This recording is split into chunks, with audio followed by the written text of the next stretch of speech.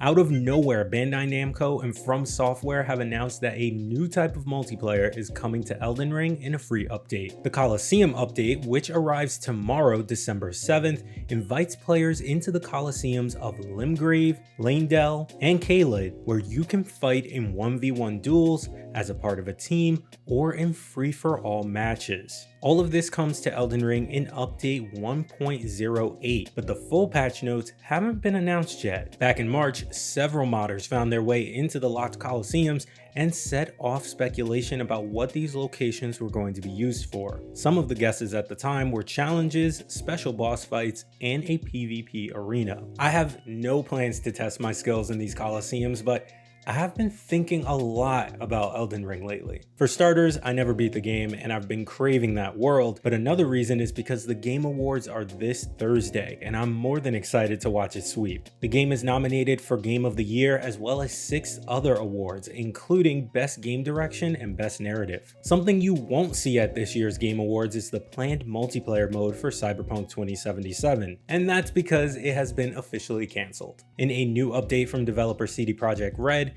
we've learned the online mode became a casualty of the game's turbulent release as the studio was forced to focus all of its energy on fixing the game's many issues. What that multiplayer game would have looked like remains a mystery, as CD Projekt Red kept details of the project tightly under wraps and seldom spoke about it. Luckily, the game's Phantom Liberty expansion is still on the way for PC, PlayStation 5, and Xbox Series X and S sometime next year, as well as a sequel further into the future. And one update you won't have to wait forever for is the latest from God of War Ragnarok. This update adds a very popular feature for you virtual photographers out there, a photo mode. The mode lets players put facial expressions on characters like Kratos, Atreus, and more, as well as hide main and side characters. You can also change things like field of view, focal length, depth of field, and f-stop. In addition, the photo mode includes film grain and exposure settings to tinker with. There is also the ability to add borders, logos, and vignettes to any photo. And you should probably jump into that photo mode and get some great shots before the new DLC for Vampire Survivors drops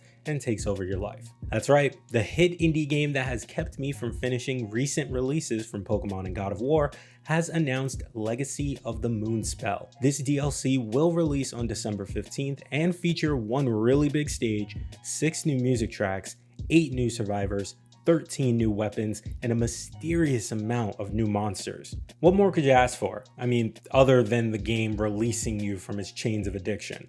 Comment which game you can't stop playing, and we'll see you in the next one.